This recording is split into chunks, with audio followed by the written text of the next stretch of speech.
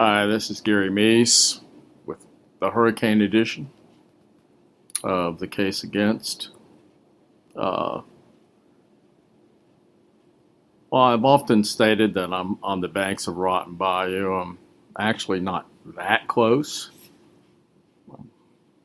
I'm sort of up the hill from it, which means I'm 70 feet above sea level. If I was actually on the banks of Rotten Bayou tomorrow, there's a good chance I would be podcasting from underwater. Uh, so we'll see. I don't know if the hurricane's actually going to affect me that much or not. I will know tomorrow. No big deal, I hope. I'm going to do something a little different today because, I'm sort of out of sync with many things. Some personal family type stuff is unfortunately intruded into things, and there's the meteorological aspects that I have to consider, and all that sort of throws me off kilter. But what I'm going to do today is I'm going to read something that I wrote back in March 12th, 2013, a review of West of Memphis, titled, it appeared in the West Memphis Evening Times, where I was employed at the time, with the headline, West of Memphis, East of the Truth. West of Memphis is here. It's in that desolate expanse of gumbo soil between the rotting Mayflower Apartments and the service road on a weedy knoll that used to be the infamous Robin Hood Hills. At this point, that bleak and forbidding site will yield as many new clues as to what actually occurred here May 5th, 1993, as any other contemporary source anyone is likely to come across. But they'll keep trying, those supporters. Before there were supporters, there was the first Paradise Lost documentary, which seemed to establish that the three Metallica-loving teens were arrested by incompetent police and convicted by conniving prosecutors in the brutal murders of three West Memphis 8-year-olds, all based on the flimsiest of evidence and fueled by satanic panic over the teens' strange preferences for black t-shirts and long hair in a throwback, inbred community that had never been exposed to lovers of hard rock and Stephen King novels. By the time the second Paradise Lost movie rolled out, shameless camera hog John Mark Byers, adoptive father of one of the three boys, was being suggested as the likely suspect. Funny, but Byers' whereabouts that night have always been fairly well documented, so the suggestions that he was directly involved in the brutal slayings, I had a singular suggestion that he was directly involved in the brutal slayings, has been and remains a straw man argument. It's barely possible that he somehow could have slipped off into the woods, brutalized those boys, and thrown them hog-tied into the water, but it's not credible. He was loud, though, and huge and kind of scary, and had a trifling but real criminal record, and liked to play around with guns, and hence was an all-too-easy target. The filmmakers didn't let facts get in the way of a good story. The Arkansas author of the book on which the upcoming feature film about the case is based also could not resist pegging Byers as a person of interest, despite much evidence to the contrary.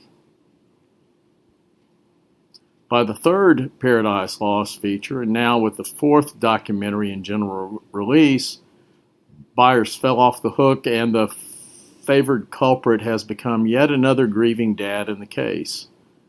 We all have had moments we would not wish to share with the world, and Terry Hobbs, somewhat understandably given the nature of the wrongs done his family, has had more than his share of those moments, dug up for all to see. Mysterious overhead third-hand conversations about family secrets. Allegations of a sometimes nasty position from an ex-spouse and angry ex-in-laws. the discovery of a single hair that may or may not be from Hobbs, and with a perfectly reasonable explanation as to why it would be in a shoelace if it is his. Make an even weaker case for prosecution than the supposedly feeble ones represented in the Paradise Lost epic. The ironies abundant in the latest round of accusations are absolutely lost on producers Peter Jackson and Damien Echols and their crew. Other misrepresentations and obfuscations abound. Let's give it this. It's an artful look at West Memphis and environs, and we are not likely to see many such others. West of Memphis, fourth movie about the case, is an advocacy documentary. It's the movie that the aptly named Icky, his jailhouse bride, Lori Davis, and their various movie star rock god supporters wanted made. It's quite an effective piece of propaganda, directed by Amy J. Berg. It shamelessly exploits the memories of three little boys, Michael Moore, Stevie Branch, and Christopher Byers, whose families still suffer from their loss and from the many subsequent traumas visited upon them by this remarkable case. If you go to the Rotten Tomatoes website and survey the comments of critics large and small around the country, you'll discover a couple of things. One, seemingly every newspaper and website in the country that bothered to review West of Memphis unthinkingly accepted the premise that the West Memphis Three were at the very least unjustly accused and convicted. Many reviewers cluelessly have asserted their innocence, as if the killers were somehow exonerated by multiple convictions and by the plea bargain guilty pleas that got them out of prison. Two, virtually every newspaper and website in the country that ran a review employed the services of movie reviewers who know nothing about the case except what they've seen at the movies, and many of them can't even get those details right. Over the course of 2 hours and 30 minutes, West of Memphis supposedly demolishes the prosecution's case against the West Memphis Three, or so bray the critics. It largely does so simply by omitting the prosecution's case. While far too much of the movie is taken up with Terry Hobbs' supposed lack of an alibi, the movie suggests that the real culprits, with a real lack of alibis, have alibis that prove those teens just couldn't have committed the crime. This is pure bunkum. Echols flat out admitted on the stand that he and his family shaped their constantly changing and wildly divergent explanations to suit the changing circumstances. A woman who was at that time one of his 12-year-old girlfriends, and this is the one thing I probably would have modified slightly. The 18-year-old Echols only had one 12-year-old girlfriend at the time. He was chatting up other 12-year-old girls. I'm sure he would have been happy to also make his girlfriend, but to be fair about it, he only had one 12-year-old girlfriend at the time. But, the one 12-year-old girlfriend is not to be confused with his pregnant 15-year-old girlfriend. The woman who at that time was his 12-year-old girlfriend says she can provide an Echols alibi, though she never took the stand in the 1994 trial, probably because her statements to the police offered no alibi. The Miskelly defense's weak attempt at an alibi was demolished in the courtroom. The jury didn't believe his witnesses provided an alibi for a number of good reasons. Jason Baldwin's explanations of his whereabouts was so weak that his attorney didn't even try to present alibi testimony, and Baldwin offers none here. Where was he? What was he doing if he wasn't brutally attacking and raping those boys? And yet, we're supposed to take his word that he has an explanation now. Sadly, many of our nation's top film critics already have.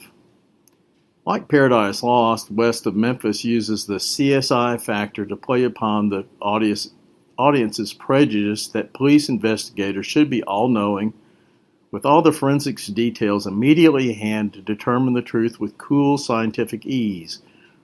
Real work is a lot sloppier than that, but then the West Memphis Three, their celebrity pals, and many of their supporters aren't that familiar with real work. Was the investigation perfect? Of course not. Did the prosecutors work hard to make their case and sometimes misstep? Of course they did. Did the medical examiner get things wrong? Quite possibly, though there's no reason why we should have to watch snapping turtles tear flesh off corpses just to make a point that would be more relevant if snapping turtles had tied up the boys, beaten them, and thrown them in the water. And did Terry Hobbs slash open his stepson's face and otherwise mutilate these children? Or was all the gore caused by snapping turtles? One supposes the filmmakers would like to have it both ways as long as they continue to argue for pardons. The linchpin of the case is that Jesse Miskelly gave multiple and fairly consistent confessions before and during and after his arrest. Anyone who can count can determine that the length of interrogations has been routinely misstated. And it is misrepresented here. The police did not sweat the boy. He apparently wanted to talk. Unlike the other two in this case, Miskelly still had a smidgen of moral intelligence in May and June of 1993. He knew he had done nothing wrong, and it often brought him to tears. As for Baldwin and Eccles, there's no signs yet that there is a soul in there.